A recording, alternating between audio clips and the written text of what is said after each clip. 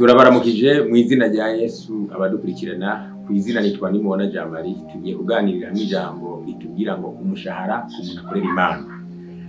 Hari ukuntu mu mugambi w'Imana, Imana yapanze urutonde rw'ukuntu abantu bazoyikorera bazohembwa. Mu gitabo ca Matayo 20 uhereye ku murongo wa mbere kugeza ku murongo w'9, Imana yapangiye abayikorera, ariko herekana ko abazorangiza umurimo mu isi ya 11 barangije akazi ariho Imana izokwicarika abayikoreye itangure kubahemba. Bigaragara yuko abantu bose bayikoreye kuva kuri Adamu kugeza ubu nta muntu numwe Imana yemeye ko ahembwa, ahubwo azohembwa.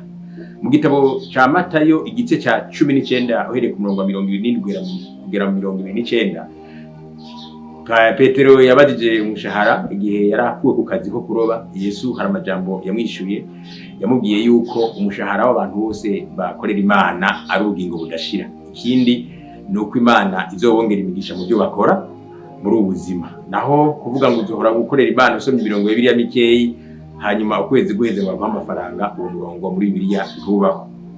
Mu gitabo c'Ugwetegwa mbere rw'Abakorinto igice ca 9 uhereye ku murongo w'Igugeza 11, hari imirongo abantu basoma ariko dukwiye gusesengura neza. Uravuga ko ata muntu akwiye kwitunga ari umusoda, atahotera uzayibuna ntarunywa. Ariko Paulo mu kubivuga ajya amajambo yari afise intumbero y'icyo ashaka kugera ko, ntabwo yagomba ngo bazoramuhemba, ahubwo yari ashaka kugera kuki. Usomye urwa mbere nyene igice c'9 uhejeje murongo wa 14, Paulo yashatse kwibutsa ko ari ukuntu Imana yapanze ko umuntu akwiye guhembwa ariko arakora. Muzobisoma mu gitabo ca Luka igice ca 10 murongo w'7, aho Yesu yavuze yuko abantu bagiye mu kuvuga ubutumwa bazorya ibyo babahaye. Igiye kuvuga ubutumwa ahantu rero bakakugaburira, uwo ni wo mushahara ku muntu akorera Imana wese.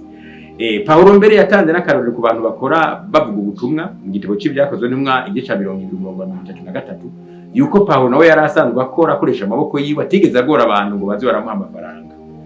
Ikindi mu Gitabo kabiri rw'Abatesalonike igice ca 3 umurongo wa 12, umuntu wese akwiye gukora kugira ngo aronke ibyajya bivuye mu kuboko kwiwe. Nico Petero yavuze mu Gitabo mbere rwa Petero igice ca 5 umurongo wa 2, yuko baragira ubusho batakwiye kurondera ko inyungu. Ni Mika 3:5, yuko umuntu atakwiye kuvugishwa ariko arondera indya.